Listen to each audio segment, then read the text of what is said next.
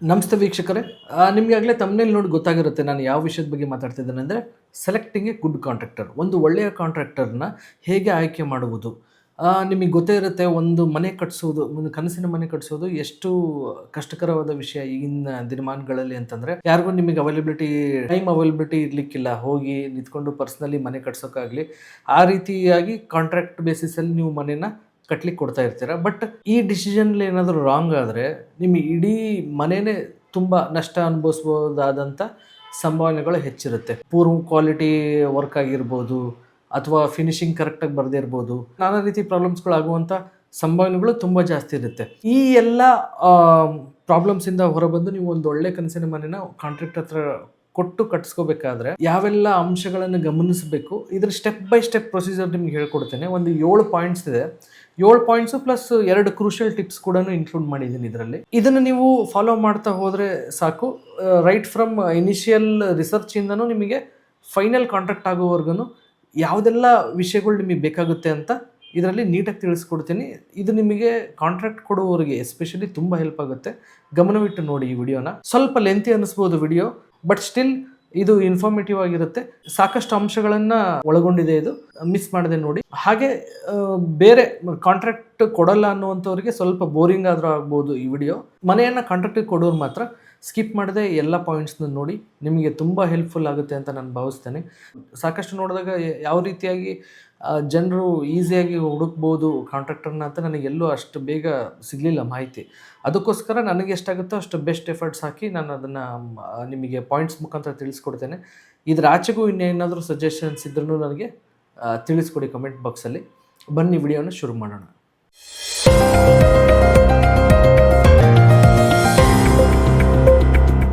ಮೊದಲನೇ ಪಾಯಿಂಟ್ ಬಂದು research face.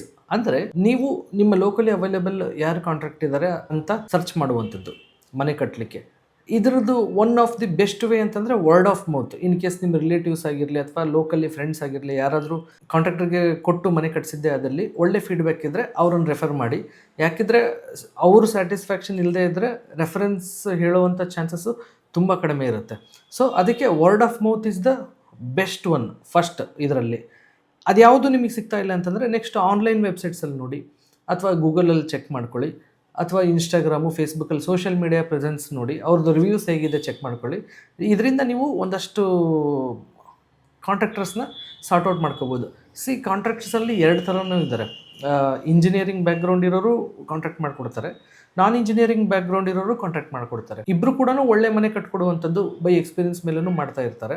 ಯಾವುದೇ ಆಗಲಿ ಆಯ್ಕೆ ಮಾಡಬೇಕಾದ್ರೆ ನೀವು ನೋಡಿ ಕಂಪೇರ್ ಮಾಡಿಕೊಂಡು ಆಯ್ಕೆ ಮಾಡ್ಕೊಳ್ಳಿ. ಯಾರೇ ಆಗಲಿ ಮನೆ ಕಟ್ಟಿಕೊಟ್ಟು ಒಳ್ಳೆಯ ಹೆಸರು ಮಾಡಬೇಕು ಅಂತಲೇ ಇರ್ತಾರೆ, ಯಾರೂ ಹೆಸರು ಕೆಡಿಸ್ಕೋಬೇಕು ಅಂತ ಇರೋದಿಲ್ಲ. ಎಲ್ಲೋ ಅಲ್ಲಿ ಇಲ್ಲಿ ಸ್ವಲ್ಪ ಆ ರೀತಿ ಮೋಸಗಳು ಆಗಿರ್ಬೋದು, but majority of the contractors ಒಳ್ಳೆಯವರೇ ಆಗಿರ್ತಾರೆ. ಅದರಲ್ಲಿ ನೀವು ಚೂಸ್ ಮಾಡುವಾಗ ನಿಮಗೆ ಹೇಗೆ ಫೀಸಿಬಲ್ ಆಗ್ತಾರೋ, ನಿಮಗೆ ಹೇಗೆ ಅವರು ಕಂಫರ್ಟಬಲ್ ಅನ್ನಿಸ್ತಾರೋ ಅನ್ನೋದನ್ನು ನೋಡಿಕೊಂಡು ಚೂಸ್ ಮಾಡೋದು ಹೇಗೆ ಅನ್ನೋದು ಈಗ ನಿಮಗೆ ತಿಳಿಸ್ಕೊಡ್ತೀನಿ. ಮೊದಲನೇದು ಸ್ಟೇಜ್ ಆಗಿತ್ತು research phase. Next research phase ಆದಮೇಲೆ 2ನೇದ್ದು ಕಂಪ್ಯಾರಿಸನ್. ನೀವೇನು ಸಾರ್ಟ್ಔಟ್ ಮಾಡಿ ಇಟ್ಕೊಂಡಿರ್ತೀರ ಕಾಂಟ್ರಾಕ್ಟರ್ಸನ್ನ, ಅವರನ್ನು ಕಂಪೇರ್ ಮಾಡಿ. ಇಲ್ಲಿ ಭಾಳಷ್ಟು ಜನ ಎಡವೋದು ಎಲ್ಲಿ ಅಂತ ಅಂದರೆ ಕೊಟೇಶನ್ನ ಕಂಪೇರ್ ಮಾಡ್ತಾರೆ. ಅದು ತುಂಬ ತಪ್ಪು. ಕೊಟೇಶನ್ನ ಕಂಪೇರ್ ಮಾಡೋದಕ್ಕಿಂತ ಮುಂಚೆ ಕಾಂಟ್ರಾಕ್ಟರ್ಸ್ನ ಕಂಪೇರ್ ಮಾಡ್ಕೊಳ್ಳಿ. Rate next. ಮೊದಲು ಕ್ವಾಲಿಟಿ ಹಾಗೆ ಕಾಂಟ್ರಾಕ್ಟ್ ಹೇಗಿದ್ದಾರೆ ಅನ್ನೋದು ಗೊತ್ತಾಗಲಿ ನಿಮಗೆ. ನಂತರ ರೇಟ್ನ ಕೂತು ಮಾತಾಡಿ. ಯಾವುದೇ ವ್ಯವಹಾರ ಆಗಲಿ ರೇಟ್ ನೆಗೋಷಿಯೇಷನ್ಸ್ ಇಲ್ದಂಗೆ ಯಾವುದೂ ಫೈನಲ್ ಆಗಲ್ಲ. ನೀವು ಕೂತು ಮಾತಾಡಿ, ನಮ್ಮ ಬಜೆಟ್ ಇಷ್ಟಿದೆ, ಇದರಲ್ಲಿ ಏನು ಬೆಸ್ಟಾಗಿ ಪ್ಲ್ಯಾನ್ ಮಾಡ್ಬೋದು ಅಂತ ಕೇಳಿ ಮಾಡಿಕೊಡ್ತಾರೆ. ಸೊ ಕೊಟೇಶನ್ ಕಂಪೇರ್ ಮಾಡೋದಕ್ಕಿಂತ ಮುಂಚೆ ಫಸ್ಟ್ ವ್ಯಕ್ತಿಗಳನ್ನು ಅಥವಾ ನಿಮ್ಮ ಕಾಂಟ್ರಾಕ್ಟರ್ಸ್ನ ಕಂಪೇರ್ ಮಾಡಿ. ಅವ್ರ ಹತ್ರ ಹೋಗಿ ಅಪ್ರೋಚ್ ಮಾಡಿ, ಅವ್ರ ಆಫೀಸ್ಗೆ ಭೇಟಿಯಾಗಿ ಮುಕ್ತವಾಗಿ ಮಾತಾಡಿ. Open discussions. ಮನೆ ಕಟ್ಟುವಂಥ ಕಾಂಟ್ರಾಕ್ಟ್ ವರ್ಕ್ಸಲ್ಲಿ ನೀವು ಡಿಸ್ಕಷನ್ಸ್ ನೋಡಿದರೆ ಹವರ್ಸ್ ಟುಗೆದರ್ ಆಗುತ್ತೆ. 1 hour 2 hour ಈವನ್ 3 hours ಕೂಡ ತೊಗೋಬೋದು ಡಿಸ್ಕಷನ್ಸು. ಓಪನಾಗಿ ಮಾತಾಡಿ, ನಿಮ್ಗೆ ಏನೇನು ಡೌಟ್ಸ್ ಇರುತ್ತೋ ಕೇಳಿ. ಇದರಲ್ಲಿ ನಿಮಗೆ ಬೇಸಿಕ್ ಏನು ಗೊತ್ತಾಗುತ್ತೆ ಅಂದರೆ, ನಿಮಗೆ ಸ್ಟಾರ್ಟಿಂಗ್ ನಿಮಗೆ ಟೈಮ್ ಕೊಡದೇ ಇದ್ದವರು, ಇನ್ ಕೇಸ್ ನೀವು ಕೇಳಿರೋ ಕ್ವಶನ್ಸಿಗೆಲ್ಲ ಸ್ಯಾಟಿಸ್ಫ್ಯಾಕ್ಟ್ರಿ ಆನ್ಸರ್ಸ್ ಕೊಡದೇ ಇದ್ದವರು ನಂತರ ಕಾಂಟ್ರಾಕ್ಟಲ್ಲಿ ಹೇಗೆ ಕೊಡ್ತಾರೆ, ಅಥವಾ ನಿಮಗೆ ಟೈಮ್ ಹೇಗೆ ಕೊಡ್ತಾರೆ, ಅಥವಾ ಏನಾದರೂ ಇಶ್ಯೂಸ್ ಆದರೆ ಹೇಗೆ ರಿಸಾಲ್ವ್ ಮಾಡ್ತಾರೆ ಅನ್ನೋದು ನಿಮಗೊಂದು ಐಡಿಯಾ ಸಿಗುತ್ತೆ. ಸೊ ಬೇಸಿಕ್ ಇದನ್ನು ಅವ್ರ ಹತ್ರ ಮುಕ್ತವಾಗಿ ಎಲ್ಲನೂ ಚರ್ಚಿಸಿ. ಹಾಗೆ ನೀವು ಡಿಸ್ಕಷನ್ ಮಾಡುವಾಗ ಸಪೋಸ್ 1-2 ಪಾಯಿಂಟ್ಸ್ನ ಕೇಳ್ಬೋದು. ಸರ್, ನಾವು ನಿಮಗೆ ಕಾಂಟ್ರಾಕ್ಟ್ ಕೊಟ್ಟಿರ್ತೀವಿ, ಸಪೋಸ್ ನಮ್ಮಲ್ಲಿ ವುಡ್ ಯಾರೋ ಪರಿಚಯರು ಇದ್ದಾರೆ, ಅಥವಾ ವುಡ್ ನಾವು ತರಿಸ್ಕೊಡ್ತೀವಿ, ಆ ರೀತಿ ನಾವು ವುಡ್ ಕೊಟ್ಟರೆ ನೀವು ತಗೊಳ್ತೀರಾ? ಅಥವಾ ಟೈಲ್ಸ್ ನಾವೇ ಕೊಡಿಸಿದ್ರೆ ಅದನ್ನು ರೇಟ್ ಹೇಗೆ ಮಾತಾಡ್ಕೊಳ್ಳೋದು? ಅದನ್ನು ರೇಟ್ ಕಟ್ ಮಾಡೇ ಪೇಮೆಂಟ್ ಕೊಡಬೇಕಾ? ಈ ರೀತಿಯಾದಂಥ ಕ್ವಶನ್ಸ್ನ ಒಂದು ಸ್ವಲ್ಪ ಕೇಳಿ. ಈವನ್ ಟೈಲ್ಸ್ ಅಥವಾ ವುಡ್ ಅಂತಲೇ ಅಲ್ಲ, ನೀವು ಏನಕ್ಕೆ ಬೇಕಾದರೂ ಹೋಗ್ಬೋದು ಅದನ್ನ. ಪೇಂಟ್ ನಮಗೆ ಗೊತ್ತಿರೋ ಫ್ರೆಂಡ್ದೊಂದು ಪೇಂಟ್ ಅಂಗಡಿ ಇದೆ, ಅವರೇ ಪೇಂಟ್ ಪ್ರೊವೈಡ್ ಮಾಡ್ತಾರೆ. ಕಾಂಟ್ರಾಕ್ಟಲ್ಲಿ ಈ ರೀತಿಯಾದ ಅನುಕೂಲ ಮಾಡಿಕೊಡ್ತೀರಾ ಅಂತ ಕೇಳಿ. ಇದು ಜಸ್ಟ್ ಒಂದು ಚೆಕ್ಕಿಂಗೋಸ್ಕರ ನೀವು ಇಟ್ಕೋಬೋದು. ಅಂದರೆ ಇಲ್ಲ ತೊಂದರೆ ಇಲ್ಲ, ನೀವು ರಿಸೀವಿಂಗ್ ಎಂಡಲ್ಲೂ ಅದೇ ರೀತಿಯೇ ರಿಸೀವ್ ಮಾಡಬೇಕು ಕಾಂಟ್ರಾಕ್ಟ್ರು. ತೊಂದರೆ ಇಲ್ಲ, ನಿಮ್ದು ಏನಿದೆ ವುಡ್ಡು ಅಥವಾ ಪೇಂಟ್ ಆಗಿರ್ಬೋದು ನೀವೇ ಮಾಡಿಕೊಡಿ, ಅದ್ರದ್ದು ಏನು ಕೊಟೇಶನ್ ಅಮೌಂಟ್ ಆಗುತ್ತೋ ನಾವು ಕೊಡೋದಿರುತ್ತೋ ಅದನ್ನು ಕಟ್ ಮಾಡ್ಕೊಂಡೆ ನೀವು ಪೇಮೆಂಟಲ್ಲಿ ಕೊಟ್ಟರೆ ಸಾಕು, ನೀವೇನು ಮೆಟೀರಿಯಲ್ಸ್ ಕೊಡ್ತೀರಾ ಕೊಡ್ರಿ. ಅಥವಾ ಈ ರೀತಿಯಾದ ಆನ್ಸರ್ಸ್ ನಿಮಗೆ ಸಿಕ್ಕರೆ ನೀವಲ್ಲಿ ಅನಲೈಸ್ ಮಾಡ್ಕೋಬೋದು. ಅವರು ಫ್ಲೆಕ್ಸಿಬಲ್ ಇದ್ದಾರೆ, ಪ್ಲಸ್ ಯಾವುದೇ ರೀತಿ ಮೆಟೀರಿಯಲ್ಲು ಕ್ವಾಲಿಟಿ ವೈಸು ಕಾಂಪ್ರಮೈಸ್ ಆಗಲ್ಲ ಅಂತ ನಿಮಗೊಂದು ಬೇಸಿಕ್ ಐಡಿಯಾ ಸಿಗುತ್ತೆ. ಸಪೋಸ್ ಅವರು ಟೈಲ್ಸ್ನ ನಾನು ತೋರಿಸ್ದಲ್ಲೇ ತೊಗೋಬೇಕು ಅಥವಾ ಮೆಟೀರಿಯಲ್ಸ್ನ ನಾನೇ ತರಿಸ್ಕೊಳ್ತೀನಿ, ನಾನೇ ಇದನ್ನು ಮಾಡ್ತೀನಿ ಅಂತಂದರೆ ನಿಮಗೆ ಅಲ್ಲಿ ಒಂದು ಸ್ವಲ್ಪ ಗೊತ್ತಾಗುತ್ತೆ ಅವರು ಹೇಗೆ ಮುಂದೆ ಅಡ್ಜಸ್ಟ್ ಆಗ್ತಾರೋ ಇಲ್ವಾ ಕಾಂಟ್ರಾಕ್ಟ್ಗೆ ಅನ್ನೋದನ್ನು ನೀವು ಇದರಲ್ಲಿ ಚೆಕ್ ಮಾಡಿ ವೆರಿಫೈ ಮಾಡ್ಕೋಬೋದು. ಈ ಫೇಸಲ್ಲಿ ಯಾವುದರಲ್ಲಿ ಕಂಪ್ಯಾರಿಸನ್ನು, ಇದರಲ್ಲಿ ಓಪನ್ ಡಿಸ್ಕಷನ್ ಇರುತ್ತೆ ಕಂಪ್ಲೀಟ್. ಈ ಓಪನ್ ಡಿಸ್ಕಷನಲ್ಲಿ ನೀವು ಚೆಕ್ ಮಾಡ್ಕೋಬೋದು. ನಾನು ಮೊದಲೇ ಹೇಳ್ದಂಗೆ ಕೊಟೇಶನ್ಸ್ನ ಕಂಪೇರ್ ಮಾಡೋಕ್ಕೂ ಮುಂಚೆ ವ್ಯಕ್ತಿಗಳನ್ನು ಅಥವಾ ಕಾಂಟ್ರಾಕ್ಟ್ಗಳನ್ನು ಕಂಪೇರ್ ಮಾಡಿ, ನಂತರ ಕೊಟೇಶನ್ನ ಕಂಪೇರ್ ಮಾಡಿ. ಯಾರೇ ಆಗಲಿ ನಿಮಗೆ ನಿಮ್ಮ ಬಜೆಟಲ್ಲಿ ಪ್ಲ್ಯಾನ್ ಮಾಡಿಕೊಡ್ತಾರೆ. ಅಥವಾ ಸ್ವಲ್ಪ ಜಾಸ್ತಿ ಆಯಿತು ಅನಿಸಿದ್ರೆ ನೆಗೋಷಿಯೇಷನ್ ಮಾಡಿಕೊಂಡು ಒಳ್ಳೆ ರೀತಿಯಾದಂಥ ವರ್ಕ್ ಏನಿರುತ್ತೆ, ಬೇಸಿಕಲಿ ಅವ್ರಿಗೂ ಒಂದು ವರ್ಕ್ ಆಗಬೇಕು ಅಂತಿರುತ್ತೆ, ಒಂದು ಒಳ್ಳೆ ವರ್ಕ್ ಕೊಡಬೇಕು ಅಂತಿರುತ್ತೆ. ಆ ಥರದ್ದಿದ್ದಾಗ ಸ್ವಲ್ಪ ನೀವು ಒಳ್ಳೆಯವರು ಅಂತ ಅವರಿಗೆ ತಿಳಿಸ್ಕೊಟ್ರೆ, ಮಾತಾಡ್ತಾ ಅವ್ರಿಗೂ ಗೊತ್ತಾದರೆ ನಿಮಗೆ ರೇಟ್ಸಲ್ಲಿ ಕೂಡ ಅವರು ನೆಗೋಷಿಯೇಷನ್ ಮಾಡಿ ಒಳ್ಳೆ ಬೆಸ್ಟ್ ಪ್ರೈಸಲ್ಲಿ ಮಾಡಿಕೊಡುವಂಥದ್ದು. ಸೊ ಈ ಪಾಯಿಂಟಲ್ಲಿ ನೀವು ಕಾಂಟ್ರಾಕ್ಟ್ಸನ್ನು ಕಂಪೇರ್ ಮಾಡಿ ಅನಲೈಸ್ ಮಾಡ್ಕೊಳ್ಳಿ. ಇನ್ನು 3ನೇ ಪಾಯಿಂಟ್ಗೆ ಬರೋದಾದರೆ ರಿಯಾಲಿಟಿ ಚೆಕ್. ಅಂದರೆ 3ನೇ ಪಾಯಿಂಟಲ್ಲಿ ರಿಯಾಲಿಟಿ ಚೆಕ್ಕಲ್ಲಿ ಏನಾಗುತ್ತೆ, ಆನ್ಗೋಯಿಂಗ್ ಪ್ರಾಜೆಕ್ಟ್ಸ್ನ ವಿಸಿಟ್ ಮಾಡಿ. ಕೇಳಿ ನೀವು ಅವ್ರನ್ನ ಆನ್ಗೋಯಿಂಗ್ ಪ್ರಾಜೆಕ್ಟ್ ತೋರಿಸಿ ಅಥವಾ ಫಿನಿಶ್ ಆಗಿರೋ ಪ್ರಾಜೆಕ್ಟ್ಸ್ ತೋರಿಸಿ ಅಂತ ಕೇಳಿ. ಆನ್ಗೋಯಿಂಗ್ ಪ್ರಾಜೆಕ್ಟಲ್ಲಿ ಹೋದಾಗ ನಿಮಗೆ ಅಟ್ಲೀಸ್ಟ್ ಟೆಕ್ನಿಕಲಿ ಗೊತ್ತಾಗದೇ ಇದ್ರೂ ಇಟ್ಟಿಗೆ ಯಾವ ರೀತಿ ಇದೆ, ಇಟ್ಟಿಗೆ ಸೈಜ್ ಹೇಗಿದೆ, ಒಳ್ಳೆ ಕ್ವಾಲಿಟಿ ಇದೆಯೋ ಇಲ್ವೋ, ಸ್ಟೀಲ್ ಹೇಗೆ ಹಾಕಿದ್ದಾರೆ, ವರ್ಕ್ಮ್ಯಾನ್ಶಿಪ್ ಹೇಗಿದೆ, ನೀಟ್ ಇದೆಯೋ ಇಲ್ವೋ, ಅಟ್ಲೀಸ್ಟ್ ಈ ಬೇಸಿಕ್ ಅಂಶಗಳಾದರೂ ನಿಮಗೆ ಗೊತ್ತಾಗುತ್ತೆ. ಫುಲ್ ಟೆಕ್ನಿಕಲಿ ಏನು ಗೊತ್ತಾಗದೇ ಇದ್ರೂ ಅಟ್ಲೀಸ್ಟ್ ನೀವು ಇದನ್ನು ತಿಳ್ಕೊಬೋದು. ಇನ್ನು ಫಿನಿಶ್ಡ್ ಪ್ರಾಜೆಕ್ಟ್ಸಲ್ಲಿ ನೀವು ಹೋದರೆ ಅಲ್ಲಿ ಓನರ್ ಕೂಡ ಇರ್ತಾರೆ, ಫಿನಿಶ್ಡ್ ಹ್ಯಾಂಡ್ ಓವರ್ ಆಗಿರುತ್ತಲ್ಲ, ಓನರ್ನ ನೀವು ಕೇಳ್ಬೋದು.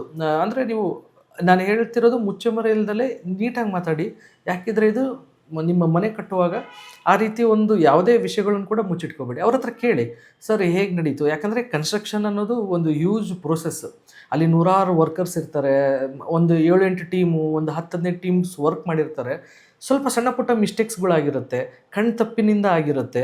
ಈ ರೀತಿ ಮಿಸ್ಟೇಕ್ಸ್ ಆಗೋದು ಸಹಜ. ಬಟ್ ಮಿಸ್ಟೇಕನ್ನು ಹೇಗೆ ಕೋಪ್ ಅಪ್ ಮಾಡಿದರು ಕಾಂಟ್ರಾಕ್ಟ್ರು, ಅದಾದಮೇಲೆ ಅವ್ರಿಗೆ ಸ್ಯಾಟಿಸ್ಫ್ಯಾಕ್ಟರಿ ರಿಸಲ್ಟ್ ಕೊಟ್ಟರು ಅಥವಾ ಹಾಗೆ ಅದನ್ನು ಸಾಗ ಹಾಕ್ಲಿಕ್ಕೆ ಟ್ರೈ ಮಾಡಿದರು, ಈ ರೀತಿಯಾದಂಥನ್ನು ನೀವು ಕೇಳಿ. ಇನ್ ಕೇಸ್ ಅವ್ರು ಸ್ಯಾಟಿಸ್ಫೈಡ್ ಕಸ್ಟಮರ್ ಅಲ್ಲದೆ ಇದ್ದರೆ ಡೆಫಿನೆಟ್ಲಿ ಅವ್ರು ಹೇಳ್ತಾರೆ, ಅಥವಾ ಅವರು ಹೇಳೋದ್ರ ಮುಖಾಂತರ ನಿಮಗೆ ಗೊತ್ತಾಗುತ್ತೆ ಇದನ್ನು ನಾವು ಪ್ರಿಫರ್ ಮಾಡಬೇಕೋ ಬೇಡ ಅನ್ನೋದು. ಸೊ ರಿಯಾಲಿಟಿ ಚೆಕ್ಕಲ್ಲಿ ನೀವು ಆನ್ಗೋಯಿಂಗ್ ಪ್ರಾಜೆಕ್ಟ್ಸ್ ಮತ್ತು ಫಿನಿಶ್ಡ್ ಪ್ರಾಜೆಕ್ಟ್ಸ್ನ ನೋಡಿ ಡಿಸೈಡ್ ಮಾಡಿ ಹೇಗಿದೆ ವರ್ಕಿಂಗ್ ಸ್ಟೈಲು, ಹೇಗಾಗುತ್ತೆ, ಕ್ಯೂರಿಂಗ್ ಹೇಗೆ ಮಾಡ್ತಾರೆ, ಪ್ರತಿಯೊಂದನ್ನು ಅವ್ರ ಹತ್ರ ವಿಚಾರಿಸಿ. ಇನ್ನು 4ನೇ ಪಾಯಿಂಟ್ ಬಂದು ಪೋಸ್ಟ್ ಸರ್ವಿಸ್.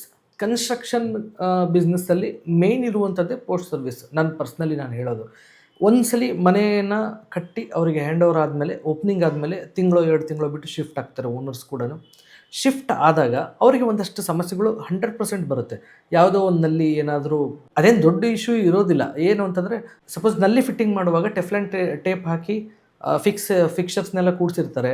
ಅದೇನೋ ಅರ್ಜೆಂಟಲ್ಲಿ ಓಪನಿಂಗ್ ಟೈಮಲ್ಲಿ ಗಡಿಬಿಡಿಯಲ್ಲಿ ಸ್ವಲ್ಪ ಏನಾದರೂ ಅಲ್ಲಿ ಲೀಕೇಜ್ ಬಂದಿರುತ್ತೆ, ಅದೇನು ಮತ್ತೆ ಇನ್ನೊಂದು ಸಲ ಫಿಕ್ಚರ್ ಸರಿ ಮಾಡಿದ್ರೆ ಆಗೋಗುತ್ತೆ. ಅಥವಾ ಆ್ಯಸಿಡ್ ವಾಶ್ ಮಾಡುವಾಗ, ಕ್ಲೀನಿಂಗ್ ಮಾಡುವಾಗ ಎಲ್ಲೋ ಒಂದು ಸ್ವಲ್ಪ ಕಲೆಗಳು ಉಳಿದಿರ್ಬೋದು, ಅಥವಾ ಇದೇ ರೀತಿ ಏನು ಬೇಕಾದ್ರೂ ಒಂದು ಸಣ್ಣ ಪುಟ್ಟ ಇಶ್ಯೂಸ್ ಆಗಿರ್ಬೋದು. ಯಾಕಂದರೆ ಸ್ವಲ್ಪ ಹ್ಯಾಂಡ್ ಓವರ್ ಆದಮೇಲೆ ಯೂಸ್ ಮಾಡ್ತಾ ನಿಮಗೆ ಗೊತ್ತಾಗುತ್ತೆ. ಆ ಟೈಮಲ್ಲಿ ನೀವು ವಾಪಸ್ ಕರೆ ಮಾಡಿದಾಗ ನಿಮಗೆ ಹೇಗೆ ರಿಯಾಕ್ಟ್ ಮಾಡಿದ್ರು ಅನ್ನೋದು ಇಂಪಾರ್ಟೆಂಟ್ ಆಗುತ್ತೆ. ಸೊ ಪೋಸ್ಟ್ ಸರ್ವಿಸ್ ಬಗ್ಗೆ ಕೇಳ್ಕೊಳ್ಳಿ, ಹೇಗಿದೆ ಪೋಸ್ಟ್ ಸರ್ವಿಸ್, ಎಲ್ಲನೂ ಅಟೆಂಡ್ ಮಾಡಿದ್ರಾ, ಇನ್ ಟೈಮ್ ಬಂದ್ರಾ, ಅಥವಾ ಅವರು ಹೇಳಿದ ರೀತಿ ನಿಮಗೆ ರೆಸಲ್ಯೂಷನ್ ಕೊಟ್ಟರು ಅನ್ನೋದು ಇಂಪಾರ್ಟೆಂಟ್ ಆಗುತ್ತೆ. ಸೊ ಈ ಪೋಸ್ಟ್ ಸರ್ವಿಸು ತುಂಬಾ ಇಂಪಾರ್ಟೆಂಟ್ ಆಗುತ್ತೆ. ಇದನ್ನು ನೀವು ಕನ್ಸಿಡರ್ ಮಾಡಬೇಕಾಗುತ್ತೆ ಕಾಂಟ್ರಾಕ್ಟರ್ಸ್ನ ಫೈನಲ್ ಮಾಡುವಾಗ. ಇನ್ನು 5ನೇ ಪಾಯಿಂಟ್ ಬಂದು ಟ್ರಾನ್ಸ್ಪರೆನ್ಸಿ ಇನ್ ಕೊಟೇಶನ್ ಎಷ್ಟು ಟ್ರಾನ್ಸ್ಪರೆಂಟ್ ಆಗಿದೆ ಅಂತ ನೀವು ಕೇಳಬೇಕು.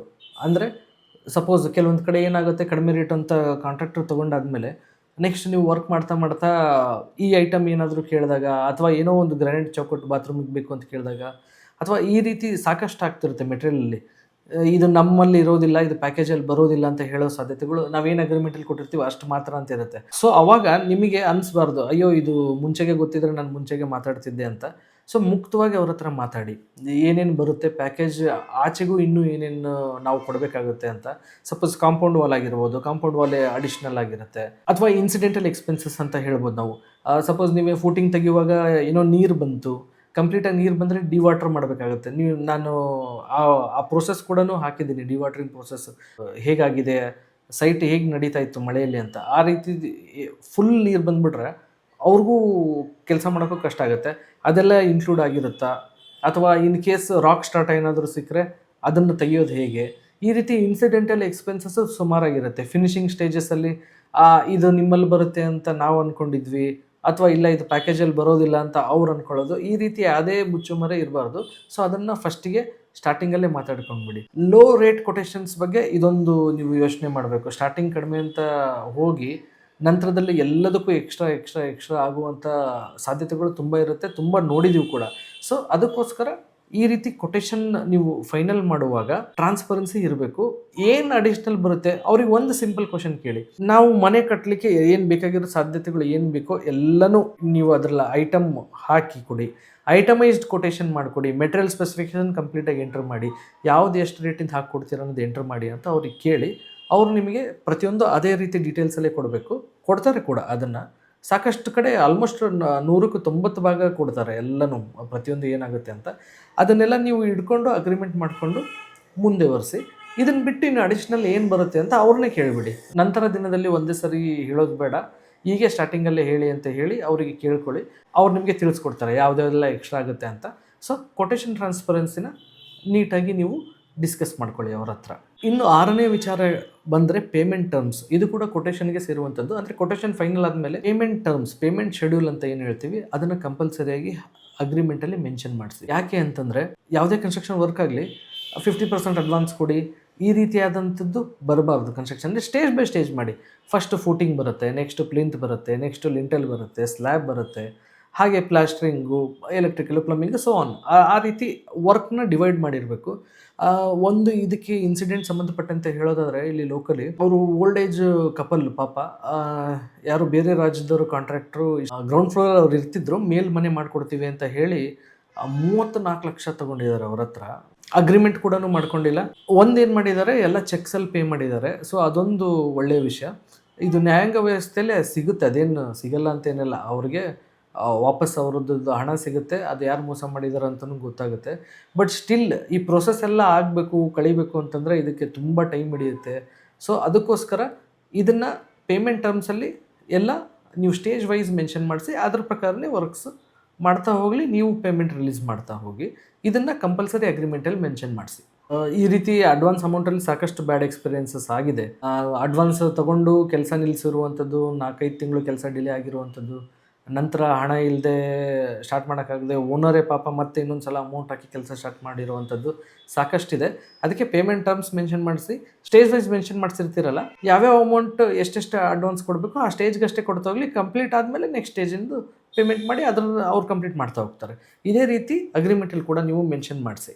ಇನ್ನು ನೆಕ್ಸ್ಟ್ 7ನೇ ಪಾಯಿಂಟ್, ನಿಮಗೆ ಮೇನ್ ಇಂಪಾರ್ಟೆಂಟ್ ಪಾಯಿಂಟ್ ಬರೋದಾದರೆ ಸ್ಟ್ರಕ್ಚರಲ್ ಡಿಸೈನ್ಸ್. ನಾನು ಎಲ್ಲ ವಿಡಿಯೋಸಲ್ಲೂ ಸಾಕಷ್ಟು ಬಾರಿ ಇದನ್ನು ಸ್ಟ್ರೆಸ್ ಮಾಡಿ ಹೇಳ್ತೀನಿ. ಸ್ಟ್ರಕ್ಚರಲ್ ಡಿಸೈನು ಯಾವುದೇ ಬಿಲ್ಡಿಂಗ್ ಆಗಲಿ ಕಂಪಲ್ಸರಿಯಾಗಿ ಮಾಡಿಸಿ, ಅದನ್ನು ನೆಗ್ಲೆಕ್ಟ್ ಮಾಡಬೇಡಿ. ನನಗೆ ಕನ್ಸ್ಟ್ರಕ್ಷನ್ ಇಂಡಸ್ಟ್ರಿಯಲ್ಲಿ, ಅದು ಎಸ್ಪೆಷಲಿ ಕಮರ್ಷಿಯಲ್ಲು ಅಥವಾ ಬೇರೆ ಕಾರ್ಪೊರೇಟ್ ಇಂಡಸ್ಟ್ರಿಯಲ್ಲೆಲ್ಲ ಮಾಡಿಸ್ತಾರೆ. ಬಟ್ ಹೌಸ್ ಕನ್ಸ್ಟ್ರಕ್ಷನ್ ಇಂಡಸ್ಟ್ರಿಯಲ್ಲಿ ನನಗೆ ಅನಿಸೋದು, ಇನ್ನೂ ಟೈರ್ 2 ಸಿಟೀಸು ಅಥವಾ ಟೈರ್ 3 ಸಿಟೀಸಲ್ಲಿ ಸ್ಟ್ರಕ್ಚರಲ್ ಡಿಸೈನ್ಸ್ ಯಾರೂ ಮಾಡಿಸಲ್ಲ. ಸ್ಟ್ರಕ್ಚರಲ್ ಡಿಸೈನ್ಗೆ ನಿಮಗೆ ಒಂದು ನಾಮಿನಲ್ ಅಮೌಂಟ್ ಖರ್ಚಾಗುತ್ತೆ, ನಾನು ಇಲ್ಲ ಅಂತ ಹೇಳ್ತಿಲ್ಲ, ಬಟ್ ಸ್ಟಿಲ್ ಅದು ತುಂಬ ಇಂಪಾರ್ಟೆಂಟು. ನೀವು ನೋಡ್ಬೋದು, ಇದು ನಿನ್ನೆ ತಾನೇ ಬೆಂಗಳೂರದೊಂದು ಇನ್ಸಿಡೆಂಟ್ ಬಂತು. 5 ಸ್ಟೋರಿ ಬಿಲ್ಡಿಂಗು ಮನೆ ಓಪನಿಂಗಿಗೆ ರೆಡಿ ಆಗಿದೆ, ವಾಲ್ ಇದೆ ಅಂತ, ಅದನ್ನು JCB ಸಪೋರ್ಟ್ ಕೊಟ್ಟು ನಿಲ್ಲಿಸಿದ್ದಾರೆ. ಈ ರೀತಿ ಇನ್ಸಿಡೆಂಟ್ ಬಂತು. ಸೊ ಆ ರೀತಿ ಸ್ಟ್ರಕ್ಚರಲ್ ಸೇಫ್ಟಿ, ಇಂಟಿಗ್ರಿಟಿಗೆ ಸಂಬಂಧಪಟ್ಟಂತೆ ಯಾವತ್ತಿಗೂ ಕಾಂಪ್ರಮೈಸ್ ಆಗಬೇಡಿ. ಒಂದು ಬೇಸಿಕ್ ಫೀಸ್ ಏನಿರುತ್ತೆ ಅದ್ರ ಪ್ರಕಾರ ಕೊಟ್ಟು ಸ್ಟ್ರಕ್ಚರಲ್ ಇಂಜಿನಿಯರ್ ಪ್ರಕಾರ ಮಾಡಿಸಿ. ಆದಷ್ಟು ಒಂದೇ ಫ್ಲೋರ್ ಇರಲಿ, 2 ಫ್ಲೋರ್ ಇರಲಿ, ಸ್ಟ್ರಕ್ಚರಲ್ ಡಿಸೈನ್ ಮಾಡಿಸಿ. ಇನ್ನೂ ಸ್ಟ್ರಕ್ಚರಲ್ ಡಿಸೈನಲ್ಲಿ ಪ್ರಾಬಬ್ಲಿ ನೀವು ಕೊಟೇಶನ್ ಕಂಪೇರ್ ಮಾಡಿದಾಗ ಸ್ಟ್ರಕ್ಚರಲ್ ಡಿಸೈನ್ ಆಸ್ಪೆಕ್ಟ್ ಕೂಡ ಬರುತ್ತೆ. ಏನಾಗುತ್ತೆ, ನೀವು ರೇಟ್ಸ್ ಅಷ್ಟೇ ನೋಡಿರ್ತೀರ. ಟೈಲ್ಸ್ ಇಷ್ಟದೆ, ಇವ್ರು 80 ಕೊಡ್ತಾ ಇದ್ದಾರೆ, ಅದೇ ರೇಟಲ್ಲಿ ಇವರು 100 ಕೊಡ್ತಾ ಇದ್ದಾರೆ, ಅಥವಾ ಇವರು ವುಡ್ ಟೀಕ್ ಹಾಕಿದರೆ ಇನ್ನೊಬ್ರು 1 ಕೊಡ್ತಾ ಇದ್ದಾರೆ ಅಂತ ನೀವು ಮೆಟೀರಿಯಲ್ ಕಂಪ್ಯಾರಿಸನ್ ಮಾಡಿರ್ತೀರ. ಬಟ್ ಸ್ಟ್ರಕ್ಚರ್ ವೈಸ್ ಕಂಪ್ಯಾರಿಸನ್ ಕೇಳಿ ಅವರಿಗೆ. ಕೆಲವೊಬ್ಬರು ಸಿಲ್ ಬ್ಯಾಂಡ್ ಹಾಕೋದಿಲ್ಲ, ಕೆಲವೊಂದು ಕಡೆ. ಈ ಕಡೆ ಭಾಗದಲ್ಲಿ ನಾನು ನಾರ್ತ್ ಕರ್ನಾಟಕ ರೀಜನ್ಸಲ್ಲಿ ನೋಡಿದ್ರೆ ಸಿಲ್ ಬ್ಯಾಂಡ್ಸ್ ಎಲ್ಲ ಪ್ರೊವೈಡ್ ಮಾಡ್ತಾರೆ ಕಂಪ್ಲೀಟು. ಸ್ವಲ್ಪ ಸೌತ್ ಕರ್ನಾಟಕ ರೀಜನ್ಸು ವಿಡಿಯೋಸು ಅಥವಾ ಅಲ್ಲಿ ಕನ್ಸ್ಟ್ರಕ್ಷನ್ನು ನನಗೆ ಅಲ್ಲಿ ಫ್ರೆಂಡ್ಸ್ ನನ್ನ ಇರೋದ್ರಿಂದ ನೋಡ್ತಿರ್ತೀನಲ್ಲ, ಅಲ್ಲಿ ಸಿಲ್ ಬ್ಯಾಂಡ್ಸ್ ಪ್ರೊವೈಡ್ ಮಾಡೋದಿಲ್ಲ. ಲಿಂಟ್ಲನ್ನ ಕಟ್ ಲಿಂಟ್ಲು ಪ್ರೊವೈಡ್ ಮಾಡ್ತಾರೆ, ಫುಲ್ ಲಿಂಟಲ್ನ ಕೊಡಬೇಕಾಗುತ್ತೆ. ಫುಲ್ ಲಿಂಟ್ಲು ಕೊಟ್ಟರೆ ಒಳ್ಳೇದದು. ಸೊ ಈ ರೀತಿ ನಾನಾ ವಿಷಯಗಳಿರುತ್ತೆ. ರೇಟ್ ಬರೀ ಮೆಟೀರಿಯಲ್ ಸ್ಪೆಸಿಫಿಕೇಶನ್ ನೋಡಿ ನೀವು ಕೊಟೇಶನ್ ಇದು ಜಾಸ್ತಿ ಆಯಿತು ಇದು ಕಡಿಮೆ ಆಯಿತು ಅಂತ ಹೇಳಲಿಕ್ಕಾಗಲ್ಲ. ಇದನ್ನು ಈ ರೀತಿ ಮ್ಯಾಟರ್ಸ್ ಕೂಡ ನೀವು ಕನ್ಸಿಡರೇಷನ್ ಮಾಡಬೇಕಾಗತ್ತೆ, ಯಾವುದು ಒಳ್ಳೆ ಆಯ್ಕೆ ಮಾಡಬೇಕು ಅಂತ ವಿಚಾರ ಬಂದಾಗ. ಇದಾಗಿತ್ತು ಈ 7 ಪಾಯಿಂಟ್ಸು. ಇನ್ನು ಇದೆಲ್ಲ ವಿಷಯಕ್ಕೆ ಸಂಬಂಧಪಟ್ಟಂತೆ ಅಗ್ರಿಮೆಂಟ್ ಕೂಡ ನೀವು ಭಾಳ ಕಾಳಜಿ ವಹಿಸಿ ಮಾಡಬೇಕು. ಅವ್ರಿಗೆ ಕೇಳಿ ಎಲ್ಲ ಮೆಟೀರಿಯಲ್ ಸ್ಪೆಸಿಫಿಕೇಷನ್ನು, ಪೇಮೆಂಟ್ ಟರ್ಮ್ಸು ಪ್ರತಿಯೊಂದು ಅಗ್ರಿಮೆಂಟಲ್ಲಿ ಮೆನ್ಷನ್ ಆಗಿರಬೇಕು. ಅಗ್ರಿಮೆಂಟ್ ಹೇಗಿರಬೇಕು, ಯಾವೆಲ್ಲ ಕ್ರೂಷಿಯಲ್ ಪಾಯಿಂಟ್ಸ್ ಮೆನ್ಷನ್ ಆಗಬೇಕು ಅಂತ ನಾನು ಇನ್ನೊಂದು ಸಪ್ರೇಟ್ ವಿಡಿಯೋನೂ ಇದೆ ನಂದು, ಅಗ್ರಿಮೆಂಟಲ್ಲಿ ಯಾವ 9 ಅಂಶಗಳನ್ನು ನೀವು ಕೂಡಿಸ್ಬೇಕು ಅಂತ. ಅದು ಬೇಕಿದ್ದರೆ ನಾನು ಐ ಬಟನಲ್ಲಿ ಕೊಟ್ಟಿರ್ತೀನಿ, ಹೋಗಿ ಅದನ್ನು ಚೆಕ್ ಮಾಡಿ. ಕಾಂಟ್ರಾಕ್ಟ್ ಒಪ್ಪಿಸುವಾಗ ಅದೊಂದು ಕ್ರೂಷಿಯಲ್ ಪಾಯಿಂಟ್ ಆಗುತ್ತೆ. ಸೊ ಅಗ್ರಿಮೆಂಟನ್ನು ಹುಷಾರಾಗಿ ಮಾಡ್ಕೊಳ್ಳಿ. ಅಗ್ರಿಮೆಂಟ್ ಇಲ್ದಲೇ ಕೆಲಸ ಮಾಡಬೇಡಿ. ರಿಟರ್ನ್ ಅಗ್ರಿಮೆಂಟಲ್ಲಿ ಇದು ನಿಮಗೆ ಏನಕ್ಕೆ ಹೆಲ್ಪ್ ಆಗುತ್ತೆ ಅಂತಂದರೆ, ಬೇಸಿಕಲಿ ನೀವು ಎಲ್ಲ ಮಾತು ಮುಗಿಸಿ ಪೂಜೆ ಸ್ಟಾರ್ಟ್ ಮಾಡಿ, ಭೂಮಿ ಪೂಜೆ ಮಾಡಿ, ಕಾಂಟ್ರಾಕ್ಟ್ ಮಾಡೋಕ್ಕೆ ಸ್ಟಾರ್ಟ್ ಮಾಡಿದ್ಮೇಲೆ 1 ವರ್ಷಗಟ್ಟಲೆ ತೊಗೊಳುತ್ತೆ ಪ್ರಾಜೆಕ್ಟ್. 8 ರಿಂದ 10 ತಿಂಗಳು ಮಿನಿಮಮ್ ತೊಗೊಳುತ್ತೆ ಫಿನಿಶಿಂಗ್, ಒಳ್ಳೆ ಫಿನಿಶಿಂಗ್ ಕೊಟ್ಟು ಆಚೆ ಬರಬೇಕಾದ್ರೆ. ಸೊ ಆವಾಗ ನಿಮಗೆ ಕನ್ಫ್ಯೂಷನ್ಸ್ ಇರಬಾರ್ದು ಅಂತಂದರೆ ಅಗ್ರಿಮೆಂಟಲ್ಲಿ ಸೊ ಇದೆಲ್ಲ ಕಂಪ್ಲೀಟಾಗಿ ಮೆನ್ಷನ್ ಮಾಡಿಸಿ ನೀವು ಅಗ್ರಿಮೆಂಟ್ ಮಾಡಿಕೊಂಡ್ರೆ ವರ್ಕ್ ಸುಗಮವಾಗಿ ನಡೆಯಲಿಕ್ಕೆ ಹೆಲ್ಪ್ ಆಗುತ್ತೆ. ಸೊ ಅಗ್ರಿಮೆಂಟ್ ಕೂಡ ತುಂಬ ಇಂಪಾರ್ಟೆಂಟ್ ಪಾಯಿಂಟು. ಅದ್ರ ಬಗ್ಗೆ ನಾನು ಲಿಂಕ್ ಡಿಸ್ಕ್ರಿಪ್ಷನ್ ಕೂಡ ಹಾಕಿರ್ತೀನಿ, ನಾವು ಸಪ್ರೇಟ್ ವಿಡಿಯೋ ಇದೆ, ಅದನ್ನು ಹೋಗಿ ಚೆಕ್ ಮಾಡಿ, ನಿಮಗೆ ಯೂಸ್ಫುಲ್ ಆಗುತ್ತೆ ಕಾಂಟ್ರಾಕ್ಟ್ ಕೊಡುವಾಗ ಬಿಲ್ಡಿಂಗಲ್ಲಿ. ಇನ್ನು ನೆಕ್ಸ್ಟು 7 ಪಾಯಿಂಟ್ಸ್ ಬಿಟ್ಟು ಬೋನಸ್ ಟಿಪ್ಸ್ ಅಥವಾ ಒಂದು ಕ್ರೂಷಿಯಲ್ ಟಿಪ್ಸ್ ನಾನು ಅಂತ ಹೇಳೋದಾದರೆ, ಒಂದು ವಿಚಾರ ತುಂಬ ಕೇರ್ಫುಲ್ಲಿ ನೀವು ಕೇಳಬೇಕಾಗಿರೋದು, ನಾವು ಕಾಂಟ್ರಾಕ್ಟ್ ಕೊಟ್ಟ ಮೇಲೆ ವರ್ಕ್ ಎಕ್ಸಿಕ್ಯೂಷನ್ನು ಯಾರ ಮುತುವರ್ಜಿಯಲ್ಲಿ ನಡೆಯುತ್ತೆ ಇದು ವರ್ಕು, ಅಥವಾ ಸೈಟ್ ಇಂಜಿನಿಯರ್ಸ್ ಇರ್ತಾರೆ, ಅಥವಾ ನೀವೇ ಪರ್ಸ್ನಲಿ ವಿಸಿಟ್ ಮಾಡ್ತೀರಾ. ಸೂಪರ್ವೈಸಿಂಗ್ ಹೇಗಾಗುತ್ತೆ, ಯಾರಾದರೂ ಒಬ್ಬರು ಟೀಮ್ ಇರಬೇಕಲ್ಲ ಸೂಪರ್ವೈಸ್ ಮಾಡಲಿಕ್ಕೆ, ಇದೆಲ್ಲ ವರ್ಕ್ ಗೈಡ್ ಮಾಡಲಿಕ್ಕೆ ಹೇಗಾಗಿ ನಡೆಯುತ್ತೆ ಅಂತ. ಒಬ್ಬರು ಟೆಕ್ನಿಕಲಿಂದ ಒಬ್ರು ಯಾರಾದರೂ ಬೇಕಾಗುತ್ತೆ. ಸೊ ಈ ರೀತಿಯಾದಂಥ ನೀವು ಪ್ರಶ್ನೆಗಳನ್ನು ಕೇಳಿ. ಒಂದು ಕಡೆ ಸ್ವಲ್ಪ ಕಂಪ್ಲೇಂಟ್ಸ್ ಏನಿರುತ್ತೆ, ಕಾಂಟ್ರಾಕ್ಟರ್ ತೊಗೊಂಡ್ಮೇಲೆ ಇಂಜಿನಿಯರ್ ಬರ್ತಾನೆ ಇಲ್ಲ ಸೈಟ್ಗೆ, ಈ ರೀತಿಯಾದಂಥ ಕಂಪ್ಲೇಂಟ್ಸ್ ಇರುತ್ತೆ. ಅವಾಗ ಏನಾಗುತ್ತೆ, ಸೆಲ್ಫೋನಲ್ಲೇ ಮೇಂಟೈನ್ ಆಗುತ್ತೆ, ಅವರು ಕಾಲಲ್ಲೇ ಹೇಳ್ತಾರೆ, ಅಲ್ಲಿಂದ ಹೇಳಿದ ಮೇಸ್ತ್ರಿ ಮಾಡ್ಕೊಂಡು ಹೋಗ್ತಾನೆ, ಮೇಸ್ತ್ರಿನೇ ಎಲ್ಲ ಕಟ್ಟಿದ್ದು, ಮೇಸ್ತ್ರಿನೇ ಎಲ್ಲ ಮಾಡಿದ್ದು ಅಂತ. ಈ ರೀತಿಯಾದಂಥದ್ದು ಸಾಕಷ್ಟು ಕಡೆ ಕೇಳಿದ್ದೀವಿ. ಸೊ ಅದಕ್ಕೆ ಒಂದು ನೀವು ರೇಟ್ ಫೈನಲ್ ಮಾಡುವಾಗ ಇದು ಒಂದು ಕೂಡ ಒಂದು ವಿಷಯ ಆಗಿರ್ಬೋದು. ಕೆಲವೊಬ್ರದ್ದು ಜಾಸ್ತಿ ರೇಟ್ ಇದೆ, ಸೇಮ್ ಮೆಟೀರಿಯಲ್ ಸ್ಪೆಸಿಫಿಕೇಶನ್ ಇರುತ್ತೆ, ಬಟ್ ಇವ್ರದ್ದು ಜಾಸ್ತಿ ಇರುತ್ತೆ, ಇವ್ರದ್ದು ಕಡಿಮೆ ಇರುತ್ತೆ ಅಂದಾಗ ಅವ್ರು ಪರ್ಸ್ನಲ್ ಟಚ್ ಕೊಟ್ಟಿರ್ಬೋದು ಆ ಕಂಪ್ಲೀಟ್ ಪ್ರಾಜೆಕ್ಟಿಗೆ, ಪರ್ಸ್ನಲ್ ಕೇರ್ ತೊಗೊಂಡು ಮಾಡ್ತಿರ್ಬೋದು, ಅಥವಾ ಅವ್ರ ಟೀಮ್ ಸಪ್ರೇಟ್ ಟೀಮ್ ಇಟ್ಟಿರ್ಬೋದು, ಅವ್ರ ಟೀಮಿಂದ ಯಾರಾದರೂ ಬರ್ದಿರ್ಬೋದು, ಯಾರಾದರೂ ಸೂಪರ್ವೈಸ್ ಮಾಡ್ತಾ ಇದ್ದಾರೆ ಡೇ ಟು ಡೇ ಲೈಫಲ್ಲಿ. ಸಪೋಸ್ ಕ್ಯೂರಿಂಗ್ ನಡೀತಾ ಇದೆ, ಏನೋ ಚಿಕ್ಕ ಪುಟ್ಟ ವರ್ಕ್ ನಡೀತಾ ಇದೆ, ಅವಾಗ ಬಂದಿಲ್ಲ ಅಂದರೆ ಓಕೆ, ಮೇನ್ ವರ್ಕ್ಸ್ ಇದ್ದಾಗ ಕೂಡ ಅವ್ರು ಬರ್ತಾ ಇದ್ದಾರಾ ಇಲ್ವಾ ಆ ಥರದ್ದನ್ನು ನೀವು ಚೆಕ್ ಮಾಡ್ಕೊಳ್ಳಿ. ಅಥವಾ ಇದನ್ನು ಪಾಸ್ಟ್ ರೆಫರೆನ್ಸಲ್ಲಿ ಕೇಳಿ, ಇಲ್ಲ ಡೈರೆಕ್ಟಾಗಿ ಅವ್ರಿಗೆ ಕೇಳಿ, ನೀವು ಬರ್ತೀರಾ ಹೇಗೆ, ಇದನ್ನು ಯಾರು ಸೂಪರ್ವೈಸ್ ಮಾಡ್ತಾರೆ ಕಂಪ್ಲೀಟ್ ಬಿಲ್ಡಿಂಗು ಅಂತ ನೀವು ಕೇಳ್ಕೊಳ್ಳಿ. ವರ್ಕ್ನ ನೀಟಾಗಿ ಎಕ್ಸಿಕ್ಯೂಟ್ ಆಗೋ ಥರ ನೋಡ್ಕೊಳ್ಳಿ. ಇದು ಒಂದು ಪಾರ್ಟ್. ಆದರೆ ಎರಡನೇದಂದರೆ ಇದು ಫೈನಲ್ ಅಂದ್ಕೊಳ್ಳಿ. ನಾನು ಇಷ್ಟೊತ್ತು ಹೇಳಿದ್ದು ಕಂಪ್ಲೀಟಾಗಿ ಟೆಕ್ನಿಕಲ್ ಅನಾಲಿಸಿಸ್ ನಿಮಗೆ, ಅಥವಾ ಅವ್ರದ್ದು ಹೇಗಿದೆ ಅಂತ ಅನಲೈಸ್ ಮಾಡಿ ಚೆಕ್ ಮಾಡುವಂಥದ್ದು. ನಿಮ್ಗೆ ಇದು ಯಾವುದ್ರಲ್ಲೂ ಗೊತ್ತಾಗ್ತಿಲ್ಲ, ಹೇಗಿದೆ ಕಾಂಟ್ರಾಕ್ಟನ್ನ ಸೆಲೆಕ್ಟ್ ಮಾಡೋದು ನಿಮಗೆ ಅರ್ಥ ಆಗ್ತಿಲ್ಲ ಅಂತಂದರೆ, ಒಂದು ಬೇಸಿಕ್ ನಾನು ಟಿಪ್ ಹೇಳ್ತೀನಿ.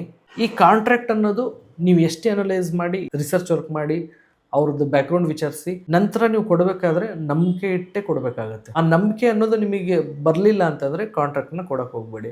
ಇನ್ನೊಂದು ನಾನು ಪರ್ಸ್ನಲಿ ಏನು ಹೇಳೋದು ಅಂತಂದರೆ, ನಾನು ಮೇಲೆ ಹೇಳಿದ ಯಾವುದೇ 7 ಪಾಯಿಂಟಲ್ಲೂ ನಿಮಗೆ ಸರಿಯಾಗಿ ಗೊತ್ತಾಗ್ತಿಲ್ಲ ಅಥವಾ ಇನ್ನೂ ಕನ್ಫ್ಯೂಷನಲ್ಲಿ ಇದ್ದೀರಾ ಅಂತಂದರೆ, ಸಪೋಸ್ ಒಂದು ಎಕ್ಸಾಂಪಲ್ ತಗೊಳ್ಳಿ. ನೀವು ಯಾವುದೋ ಪ್ರಯಾಣ ಮಾಡ್ತಿರ್ತೀರ, ಬಸ್ಸಲ್ಲೋ ಅಥವಾ ಟ್ರೈನಲ್ಲಿ ಪ್ರಯಾಣ ಮಾಡ್ತಿರ್ತೀರ.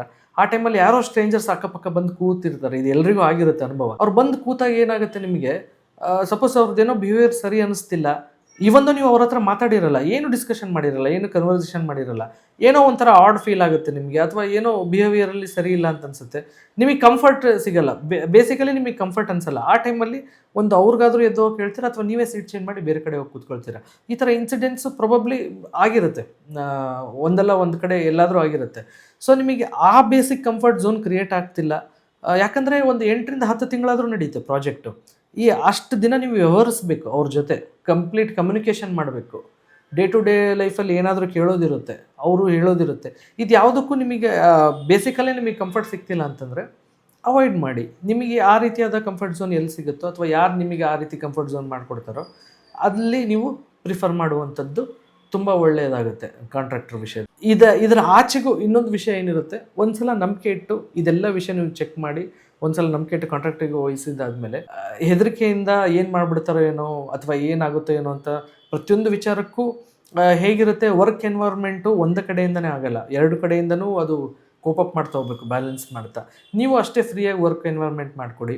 ಅವ್ರು ಕೇಳಿದ್ದು ಸ್ಟೇಜ್ ವೈಸ್ ಪೇಮೆಂಟು ಮುಂಚೆಗೆ ಅರೇಂಜ್ ಮಾಡಿಸ್ಕೊಂಡು ಆ ಹಂತಕ್ಕೆ ಅವ್ರು ಕೇಳಿದ ತಕ್ಷಣ ಕೊಡ್ತಾ ಹೋದರೆ ನಿಮಗೆ ಒಳ್ಳೆ ರೀತಿಯಾದಂಥ ವರ್ಕ್ ಆಗ್ತಾ ಹೋಗುತ್ತೆ. ಯಾರೇನು ಕಾಂಟ್ರಾಕ್ಟ್ರು ಮನೆ ಕೆಡಿಸ್ಬೇಕು ಅಥವಾ ಹೆಸರು ಕೆಡಿಸ್ಕೋಬೇಕು ಅಂತ ಬಂದಿರಲ್ಲ, ಎಲ್ಲೋ ಒಂದು ಸ್ವಲ್ಪ 1-2% ಆ ಥರ ಆಗಿರುತ್ತೆ. ಮೆಜಾರಿಟಿ ಎಲ್ಲರೂ ಚೆನ್ನಾಗೇ ಮಾಡಿಕೊಡ್ತಾರೆ. ಇನ್ ಕೇಸ್ ನೀವು ಟೆಕ್ನಿಕಲ್ ತೊಗೊಳ್ಳಿ, ನಾನ್ ಟೆಕ್ನಿಕಲ್ ತೊಗೊಳ್ಳಿ, ಬೈ ಇಂಜಿನಿಯರ್ ಪ್ರೊಫೆಷನ್ ಕಾಂಟ್ರಾಕ್ಟ್ ಆಗಿದ್ರು ಕೂಡ ಅಥವಾ ನಾನ್ ಇಂಜಿನಿಯರ್ ಕಾಂಟ್ರಾಕ್ಟರ್ ಆಗಿದ್ರು ಕೂಡ ಎಕ್ಸ್ಪೀರಿಯನ್ಸಿಂದ ಇನ್ನೂ ಇವ್ರಿಗಿಂತನೂ ಚೆನ್ನಾಗಿ ಮಾಡುವಂಥ ಸಾಧ್ಯತೆಗಳಿರುತ್ತೆ.